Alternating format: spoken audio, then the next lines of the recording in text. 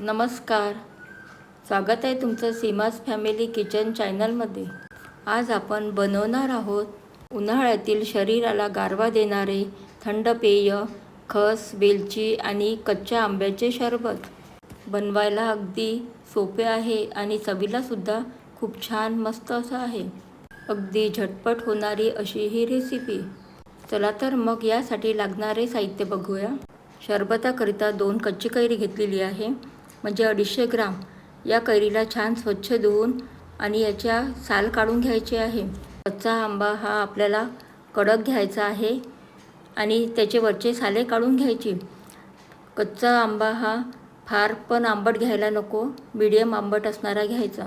2 आंब्याच्या मीडियम साईजच्या फोडी करून घ्यायच्या आणि त्या फोडीला आपल्याला कुकरला वाफायला लावायचं आहे.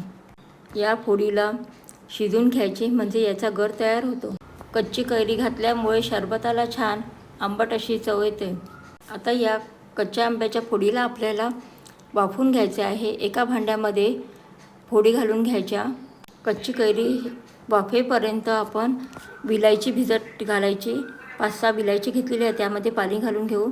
आणि या बाजूला सुकलेला वाळा आहे, या वाळ्यामध्ये पाणी घालून घेऊ. कारण या वाळ्यामध्ये जर पाणी घालून ठेवलं तर वाळ्याचा पूर्ण सेंट या पाण्यामध्ये उतरतो आणि हे पाणी आपल्याला सरबतमध्ये वापरायचं आहे. आता आपण कैरीमध्ये थोडंसं पाणी घेऊन त्यावर झाकण ठेवून कुकरला 3 शिट्ट्या करून घ्यायच्या. आता आपल्या 3 शिट्ट्या झालेल्या आहे आणि कुकर पण थंड झालेला आहे. त्यामधला गर काढून घेऊ. भिजलेल्या विलायचीचे साले काढून विलायचीचे दाणे आणि विलायचीचं पाणी सरबतात वापरायचं आहे. विलायचीला जर सरबतमध्ये सालीसकट टाकले तर विलायचीचे साल हे पूर्णपणे मिक्स होत नाही, म्हणून विलायचीचे साल काढून घ्यायचे. विलायचीचे साले काढून झालेली आहे. त्याच पानामध्ये दाणे भिजत ठेवलेले आहे. दुसऱ्या बाजूला वाळ्याला भिजत घातले होते, तो वाळा पाण्यातून बाहेर काढलेला आहे. आणि आता मिक्सरचं पॉट घेऊन त्यामध्ये कच्च्या कैरीचा शिजलेला गर घालून घ्यायचा आणि त्यानंतर त्यामध्ये गूळ किसून घेतलेला आहे, गूळ घालायचा. त्यानंतर साधे मीठ घालायचे आहे. थोडेसे मीठ घालून झाल्यानंतर विलायची घातलेलं पाणी घालायचं.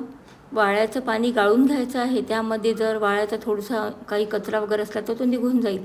आणि त्यानंतर थोडंसं पाणी घालायचं आहे आणि 4-5 बर्फाचे क्यूब्स टाकून घ्यायचे. खस म्हणजेच वाळा, दोन्ही पण एकच आहे. खस, वेलची, गूळ, कच्ची कैरी आणि बर्फाचे पीसेस थोडंसं मीठ घालून छान मिक्सरला छान मस्त असे फिरून घ्यायचे. मिक्सरला थोडं जास्त वेळ जर फिरवलं तर गूळ पण छान हा मिक्स होऊन जाईल. सरबतासाठी लागणारी प्युरी तयार झालेली आहे. बघा, अशी छान मस्त प्युरी तयार झालेली आहे. याला आता एका भांड्यामध्ये काढून घ्यायचं. ही आंब्याची प्युरी तुम्ही फ्रीजमध्ये काचेच्या बॉटलमध्ये 3-4 दिवसाकरता ठेवू शकता. आता यामधलीच आपल्याला थोडी प्युरी घ्यायची आहे आणि त्यापासून आपल्याला सरबत तयार करायचं आहे. इथे मी 4 ग्लास सरबत करणार आहे. मिक्सरच्या पॉटमध्ये 4 चमचे प्युरी घालून घ्यायची. त्यामध्ये आणखी आपल्याला गूळ घालायचा आहे, कारण कैरी ही कितीही म्हटलं तरी थोडीफार आंबट असतंच. त्यामध्येच आपल्याला आणखी वाळ्याचं पाणी घालायचं आहे. थोडंसं साधं मीठ घालून घ्यायचं आहे. बर्फाचे क्यूब्स टाकायचे आणि थोडंसं काळं मीठ घालून घ्यायचं. यामध्ये 2 ते 3 ग्लास पाणी घालायचं. परत यामध्ये आपण गोड येण्याकरता गूळ घातलेला आहे. हा गूळ पूर्णपणे बारीक झाला पाहिजे, म्हणून याला परत मिक्सरला फिरून घ्यायचं. ग्लासमध्ये थोडी तयार केलेली प्युरी घालायची आणि त्यानंतर मिक्सरमध्ये तयार केलेले सरबत ग्लासमध्ये ओतायचे आणि त्यावर आईस क्यूब घालून थोडीशी वेलची पूड टाकून सरबतला सर्व करायचे. वेलची, वाळा, गूळ आणि कच्ची कैरी याचे मिक्स झालेले सरबत हे चवीला अप्रतिम लागतं.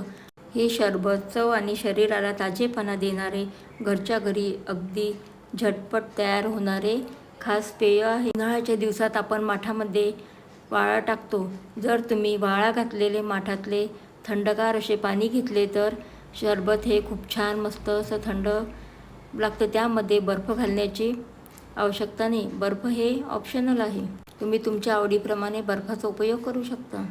आपण यामध्ये वरून वेलची पूड घातल्यामुळे यामध्ये आणखी वेलचीचा स्वाद वाढलेला आहे.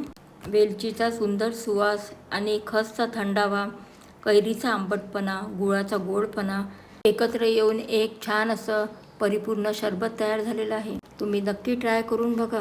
व्हिडिओला लाईक, शेअर आणि सबस्क्राईब करायला विसरू नका. भेटूया अशाच नवीन चविष्ट सोप्या रेसिपीमध्ये.